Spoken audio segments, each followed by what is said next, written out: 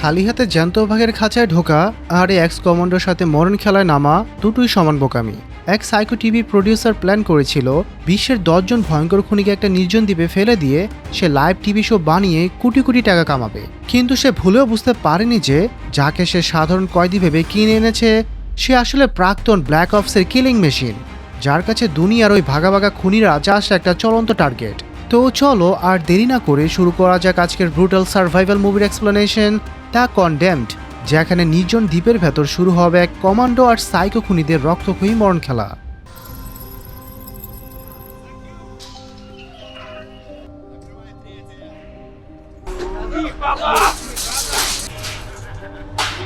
সিনেমার শুরুতে আমরা দেখতে পাই দুইজন টেলিভিশন ক্রু বেলারুশের সবচেয়ে ভয়ঙ্কর এবং সুরক্ষিত একটি কারাগারে এসে পৌঁছায়। তাদের মূলত ব্রেকেল নামের একজন অত্যন্ত ধনাঢ্য প্রযোজক এখানে পাঠিয়েছেন।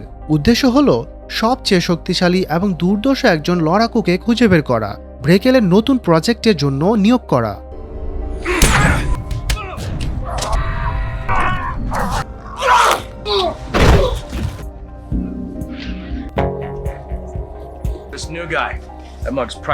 দৃশ্যপট পরিবর্তন হয়। এবার আমরা চলে যাই একটি জনমানবহীন বিচ্ছিন্ন দ্বীপে। ব্রেকেল এবং তার দলবল ওই দ্বীপটিকে তাদের পরবর্তী লাইভ অ্যাকশন মুভির শুটিং স্পট হিসেবে প্রস্তুত করতে শুরু করে।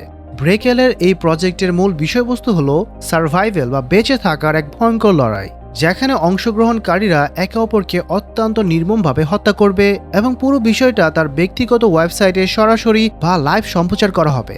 অপারেটর টিমের সাথে কাজ শেষ করে ব্রেকেল গন্ডি নামের আরেকজন ক্রুর সাথে দেখা করেন, যার উপর ওই দ্বীপে বসানো 400টি ক্যামেরার দায়িত্ব ছিল।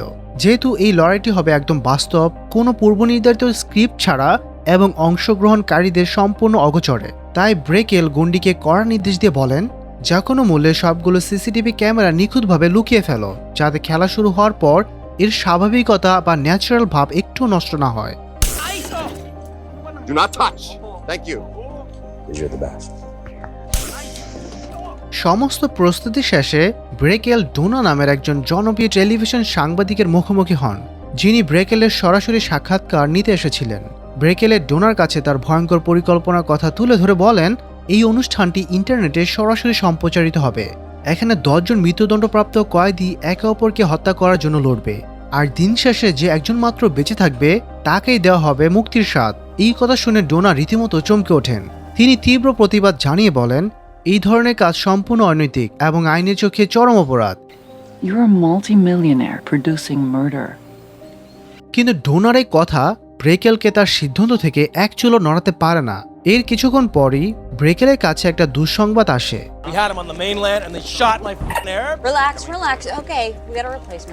দ্বীপে পৌঁছানোর পরপরই একজন কয়েদি পালানোর চেষ্টা করায় নিরাপত্তা রক্ষীরা তাকে গুলি করে হত্যা করেছে। যেহেতু এই প্রজেক্টে ওই নিহত কয়েদির কারাগার থেকে বড় অঙ্কের অর্থায়ন করা হয়েছিল, তাই বাধ্য হয়ে ব্রেকেলের সে একই কারাগার থেকে আরেকজন বিকল্প প্রতিযোগীকে খুঁজে বের করতে হয়। টিমের একজন সদস্য তখন এল সালভাদরের একটি কারাগারের কথা প্রস্তাব করে, কারণ গুজব ছিল সেখানে একজন অত্যন্ত ভয়ঙ্কর এবং নিষ্ঠুর আরব কয়েদি বন্দী রয়েছে। ব্রেকেলের টিমের একজন প্রতিনিধি সে কয়েদির দক্ষতা যাচাই করতে সরাসরি সেখানে যায়। সে আরব কয়েদি যে কতটা ভয়ঙ্কর তা প্রমাণ করার জন্য কারারক্ষীরা তাকে শ্যাকল দিয়ে বেঁধে রাখে এবং তাকে হত্যা করার জন্য আরও 2 জন কয়েদিকে সেলের ভেতর ঢুকিয়ে দেয়, আর সবাইকে অবাক করে দিয়ে শ্যাকলে বাধা থাকা অবস্থাতেই সেই আরব কয়েদি নিমেষের মধ্যে ওই 2 জনকে মাটিতে শুয়ে দেয়। কিন্তু এরপর যখন জ্যাক নামের আরেকজন কয়েদিকে তার সাথে লড়তে পাঠানো হয়, তখন খেলা দ্রুত শেষ করার জন্য রক্ষীরা আরব কয়েদির শ্যাকল খুলে দেয়।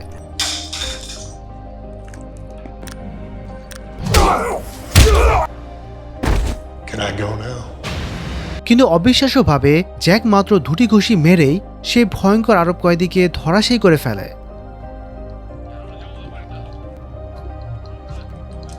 Who the hell is this guy? Thought you wanted an Arab. Get the Arab. I got this guy. Live ফিরে এই দৃশ্য দেখে ব্রেকেল জ্যাকের লড়াইয়ের ক্ষমতা এতটাই মুগ্ধ হয় যে তিনি নিহত কয়েদির শূন্যস্থানে জ্যাককে বেছে নেন। অবশেষে সেই ভয়ঙ্কর দ্বীপের সমস্ত কয়েদি এসে পৌঁছায়, যে দ্বীপটিকে ব্রেকেল তার লাইভ স্ট্রিমিং এর জন্য নিখুঁতভাবে সাজিয়েছেন। তাদের মুক্ত করার আগে কর্তৃপক্ষ একটি ভয়ঙ্কর শর্ত জুড়ে দিয়ে বলে বেঁচে থাকার জন্য তোমাদের হাতে সময় আছে মাত্র 30 ঘন্টা। এর চেয়ে 1 সেকেন্ডও বেশি হলে তোমাদের পায়ে লাগানো বোমাটি সক্রিয়ভাবে বিস্ফোরিত হবে। দ্বীপের ওপর দিয়ে হেলিকপ্টারে করে রিলিজ পয়েন্টের দিকে যাওয়ার সময় অত্যন্ত বুদ্ধিমান জ্যাক চারপাশের পরিবেশ পর্যবেক্ষণ করতে শুরু করে। সে ব্রেকেলের ঘাঁটির অবস্থান এবং হেলিকপ্টারের দিক নির্ণয় করে রাখে যাতে সুযোগ পেলেই সেখানে লুকিয়ে প্রবেশ করা যায়।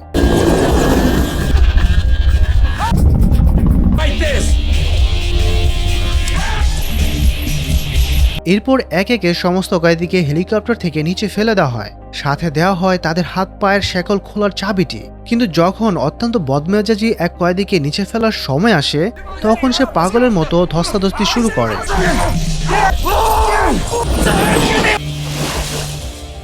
তার এই বোকামির কারণে শেষমেশ সে করুণভাবে মারা যায়। এই ঘটনায় ব্রেকেল তার গার্ডদের উপর প্রচণ্ড রেগে যান, কারণ তাদের অবহেলার কারণে একজন প্রতিযোগীকে বিনা কারণে হারাতে হলো। এরপর যখন জ্যাককে শেকল খোলার চাবি দেওয়া হচ্ছিল তখন সে সুযোগ পেয়ে গার্ডকে প্রচণ্ড মারধর করে রক্তাক্ত করে দেয়। জ্যাককে চাবি ছাড়াই হেলিকপ্টার থেকে নিচে ছুঁড়ে ফেলা হয়।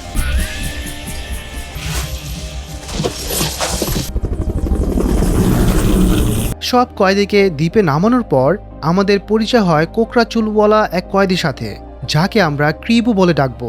দূরে অন্য একজন কয়েদিকে আসতে দেখে ক্রিবু দ্রুত একটি পাথরের আড়ালে লুকানোর চেষ্টা করে, কিন্তু ততক্ষণে অনেক দেরি হয়ে গেছে। অন্য কয়েদিটি তাকে ধরে ফেলে। 23 now.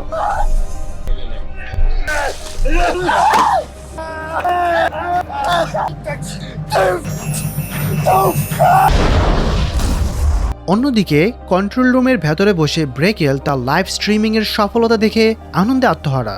কয়েদিরা যখন নিজেদের জীবন বাঁচাতে একে অপরের রক্ত জড়াচ্ছে, ব্রেকেল তখন ভিআইপি দর্শক এবং স্পন্সরদের কাছ থেকে কারি কারি টাকা কামাতে ব্যস্ত। আবারও আমরা দ্বীপে ফিরে যাই। জ্যাক সমুদ্রের পানি থেকে ভেসে আসা পাকো নামের এক কয়েদিকে দেখতে পায়। পাথরের আড়ালে থেকে কিছুক্ষণ তাকে নজরে রাখার পর জ্যাক হঠাৎ করে আক্রমণ করে পাকুকে মাটিতে চেপে ধরে। কিন্তু যখন জ্যাক বুঝতে পারে যে পাকুর ভেতরে কাউকে হত্যা করার কোনো ইচ্ছে নেই এবং সে কেবল তার স্ত্রীকে খুঁজছে, তখন জ্যাক তাকে ছেড়ে দেয়। এমনকি যাওয়ার আগে পাকো তার নিজের কাছে থাকা শ্যাকলের চাবিটি জ্যাককে দিয়ে দেয়, যাতে জ্যাক সহজে তার হাতের শ্যাকল খুলে ফেলতে পারে। ঠিক সেই সময়ে ক্রেস্টেন নামের আরেক কয়েদি যখন সিসিটিভি ক্যামেরা ভাঙার চেষ্টা করছিল, তখন সে আকাশ থেকে একটি সাপ্লাই বক্স নিচে পড়তে দেখে, যার ভেতরে খাবার এবং একটি ছুরি ছিল। ক্রিস্টিন কোনো কিছু না ভেবেই সেদিকে ছুটে যায়, কিন্তু ঠিক তখনই সাগা নামের এক জাপানি কয়েদিও সেই বক্সটি দখল করার জন্য সেখানে চলে আসে।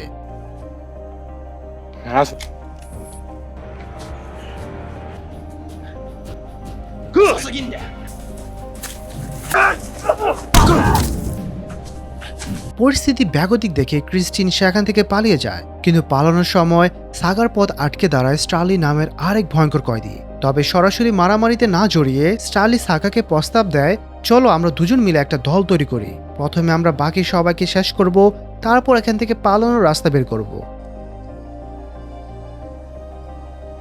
এদিকে জ্যাক একা একা ব্রেকেলের ঘাঁটি সন্ধানে জঙ্গলের ভেতর দিয়ে এগিয়ে যাচ্ছিল। হঠাৎ বিশাল দেহের এক কয়েদি পেছন থেকে তার উপর ঝাঁপিয়ে পড়ে। প্রথম থেকে জ্যাকের উপর নজর রাখা ব্রেকেল এই দৃশ্য দেখে সাথে সাথে অন্যান্য সব ক্যামেরা ফিড বন্ধ করে কেবল জ্যাকের লড়াইয়ের দৃশ্যটি স্ক্রিনে বড় করে সম্প্রচার শুরু করে।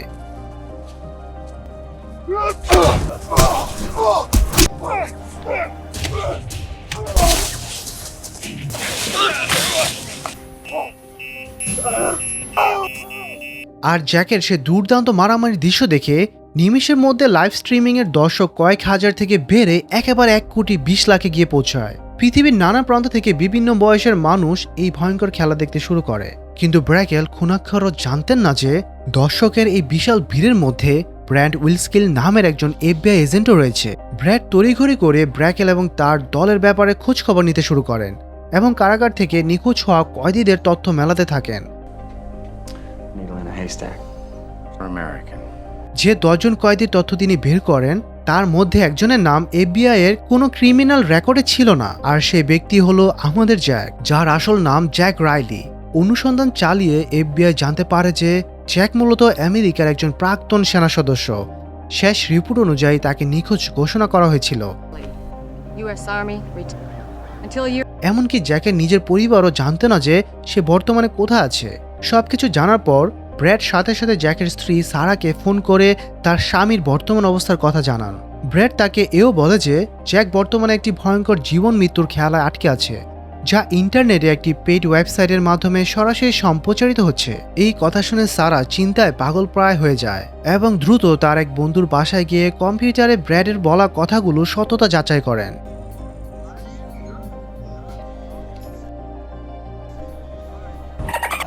What you got?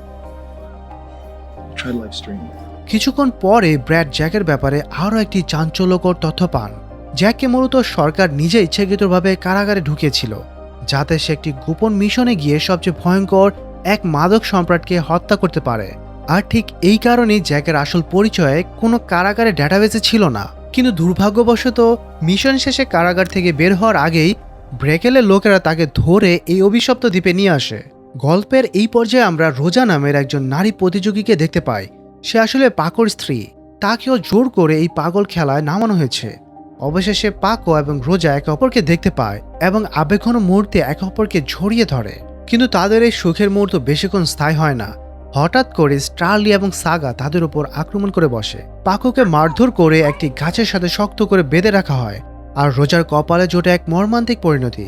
সিসিটিভি ক্যামেরায় ক্রুরা অবাক হয়ে দেখতে থাকে। Wow, cool. Look at that.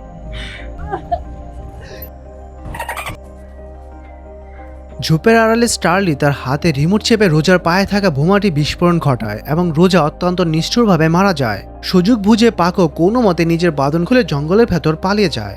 এই ভয়ঙ্কর দৃশ্য দেখে ক্রুরা বুঝতে পারে যে পরিস্থিতি সম্পূর্ণ নিয়ন্ত্রণের বাইরে চলে গেছে। We're climbing. ব্রেকেলের প্রেমিকা জুলি এবং ক্রু মেম্বার গন্ডি সাথে সাথে ব্রেকেলকে এই জঘন্য খেলা বন্ধ করার অনুরোধ করে। কিন্তু টাকার লোভে অন্ধ হয়ে ব্রেকেল এবং তার দুই বিশ্বস্ত সহযোগী এডি এবং বেলা এই লাইভ সম্প্রচার চালিয়ে যাওয়ার সিদ্ধান্তে অটল থাকে। An executor in Guatemala, remember? Routine. Good. চারদিকে ঘুটঘুটে অন্ধকার। জ্যাক জঙ্গলের ভেতর ঘুরতে ঘুরতে স্টার্লির হামলায় গুরুতর আহত অবস্থায় পড়ে থাকা পাকোকে খুঁজে পায়। পাকো তার সাথে ঘটে যাওয়া সমস্ত মর্মান্তিক ঘটনা জ্যাককে খুলে বলে। সবকিছু শুনে জ্যাক সিদ্ধান্ত নেয় যে সে পাকোকে সাথে নিয়েই এই দ্বীপ থেকে পালাবে। কিন্তু পাকোর পায়ের অবস্থা খুব খারাপ থাকায় তারা একটি পরিত্যক্ত ভবনে আশ্রয় নেয়। সেখানে বসে জ্যাক তার পায়ে লাগানো জিপিএস ট্র্যাকারটি নষ্ট করার চেষ্টা করতে থাকে, যাতে ব্রেকেল স্ক্রিনের ওপাশ থেকে তাদের আর ট্র্যাক করতে না পারে। What you doing? Yes. I don't like being. এবং হ্যাঁ, জ্যাক সফলভাবে জিপিএস সিগন্যালটি নষ্ট করে ফেলে। কন্ট্রোল রুমে থাকা ক্রুরা অবাক হয়ে দেখে যে জ্যাক রাডারের পর্দা থেকে পুরোপুরি গায়েব হয়ে গেছে। ব্রেকেল ক্যামেরায় দেখতে পায় যে জ্যাক একটি দড়ি ধরে উপরের দিকে উঠছে। সে সাথে সাথে গার্ডদের নির্দেশ দেয় জ্যাককে ধরে আনার জন্য। কিন্তু ব্রেকেল বুঝতে পারেনি যে জ্যাক ততক্ষণে তার ঘাঁটির একেবারে সামনে চলে এসেছে এবং সেখানে থাকা কয়েকজন গার্ডকে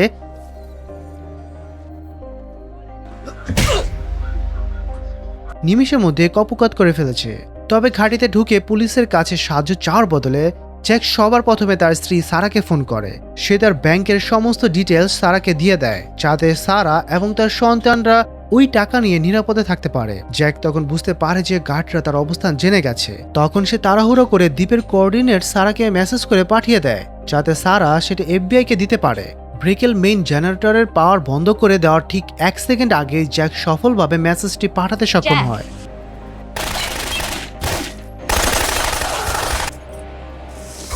এরপর জ্যাক দ্রুত সেখান থেকে বেরিয়ে আবারও জঙ্গলের অন্ধকারে মিলে যায়। এদিকে সারা তার পাওয়া তথ্য ব্র্যাডকে জানিয়ে দেয়, যাতে এফবিআই দ্রুত ব্রেকেল এবং তার দলের সবাইকে আইনের আওতায় আনতে পারে। অন্যদিকে ক্রিস্টেন এবং ক্রিভো ততক্ষণে বেশ ভালো বন্ধু হয়ে গেছে। তারা দুজনে একটি ভাঙা প্লেনের ধ্বংসাবশেষের ভেতরে বসে বিশ্রাম নিচ্ছিল। তাদের এই মাখামাখি দেখে দর্শকরা ভাবতে শুরু করে যে হয়তো তারা রাতের বেলায় অন্য কোনো খেলা শুরু করবে। কিন্তু তারা কেউ জানতো না ক্রিভো মনে মনে ক্রিস্টেনকে মারার এক ভয়ঙ্কর ছক কষে ফেলেছে। Stop. Oh, yeah. Hey, baby, where you at?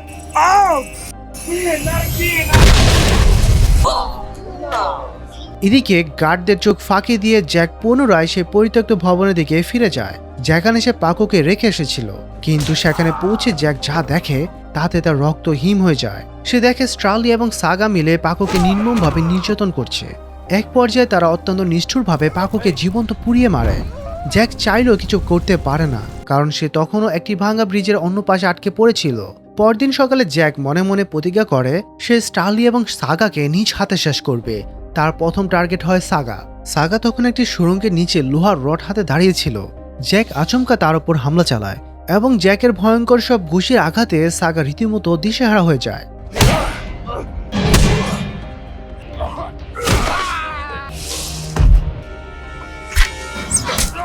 উপর থেকে এই দৃশ্য দেখে স্টার্লি সাগাকে সাহায্য করার জন্য নিচে নেমে আসে।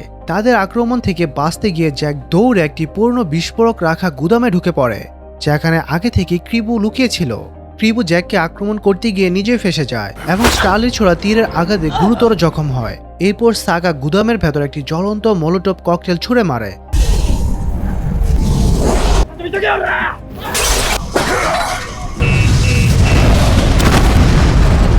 যার ফলে এক বিশাল বিস্ফোরণ ঘটে। জ্যাক ওই বিস্ফোরিত গুদামের ভেতর একটি গর্তে পড়ে যায়। জ্যাক মারা গেছে ভেবে সাগা এবং স্টার্লি এবার নিজেদের মধ্যে মারামারি শুরু করে দেয়। স্টার্লির কাছে আর মাত্র একটি তীর অবশিষ্ট থাকায়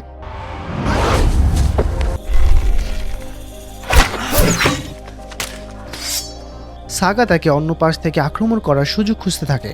Hey, kid.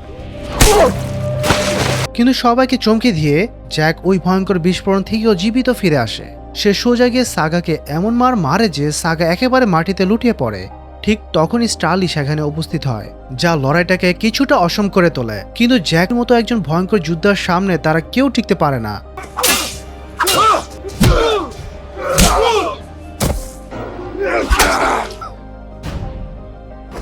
সাগাকে মরতে দেখে স্টার্লি বুঝতে পারে যে তার পরিণতিও একই হবে, তাই সে বাঁচার আশায় সোজা নিচের ঝর্ণায় পানিতে লাফ দেয়। জ্যাকও তাকে ছাড়ার পাত্র নয়, সেও স্টার্লির পিছু পিছু লাফিয়ে পড়ে। কিছুক্ষণ পর একটি হেলিকপ্টার থেকে তাদের আশেপাশে অস্ত্রের একটা সাপ্লাই বক্স ফেলা হয়। জ্যাক সে বক্সের দিকে যাওয়ার আগে স্টার্লি সেগুলো দখল করে নেয়।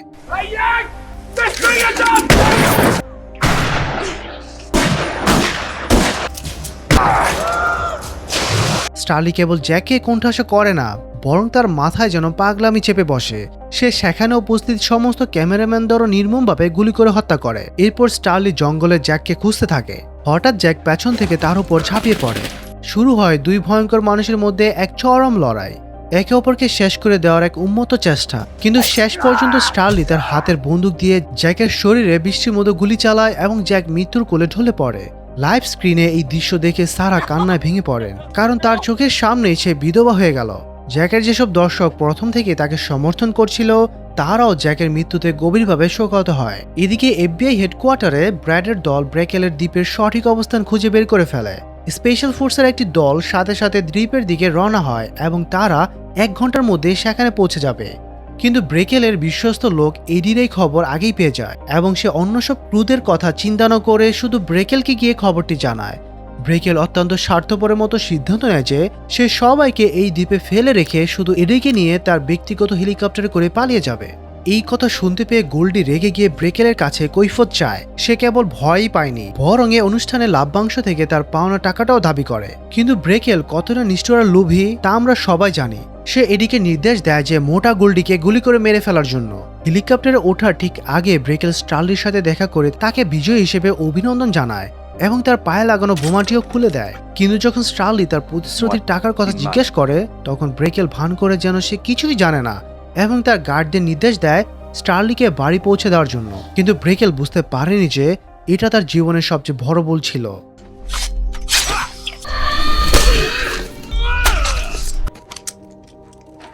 গার্ডরা তাকে নিয়ে যাওয়ার সময় স্টার্লির চোখের পলকে তাদের সবাইকে হত্যা করে এবং সোজা কন্ট্রোল রুমে ঢুকে পড়ে।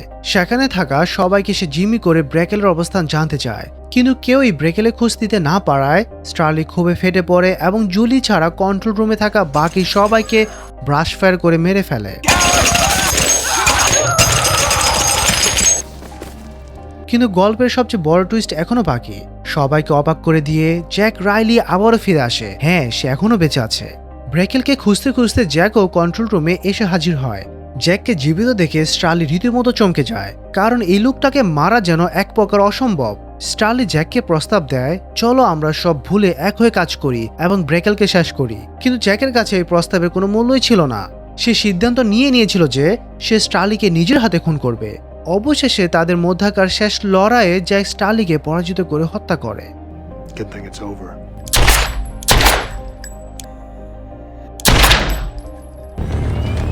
কিন্তু জ্যাকের জন্য অনেক দেরি হয়ে গিয়েছিল, কারণ ব্র্যাকেলের হেলিকপ্টার ততক্ষণে আকাশে উড়াল দিয়েছে। তবে এই হতাশা বেশিক্ষণ স্থায়ী হয়নি। ব্র্যাকেলের ওপর ক্ষোভে ফেটে পড়া জুলি দৌড়ে এসে জ্যাকের হাতে একটি রিমোট তুলে দেয়। জ্যাক কোনো দ্বিধা ছাড়াই বোমাটি চেপে দেয় এবং ব্র্যাকেল তার হেলিকপ্টার সহ আকাশে খণ্ডবিখণ্ড হয়ে যায়। এরপর জুলি জ্যাকের পায়ের বোমা চাবিটি দিয়ে তাকে মুক্ত করে এবং নিজে সেখান থেকে বিদায় নেয়। অবশেষে সমস্ত বাধা পেরিয়ে জ্যাক টেক্সাসে তার নিজের বাড়িতে ফিরে আসে।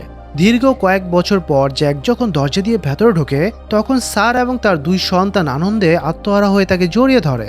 এত সব ভয়ঙ্কর ঘটনার পর অবশেষে তারা একটি সাধারণ পরিবারের মতো শান্তিতে জীবন কাটানোর সুযোগ পায়।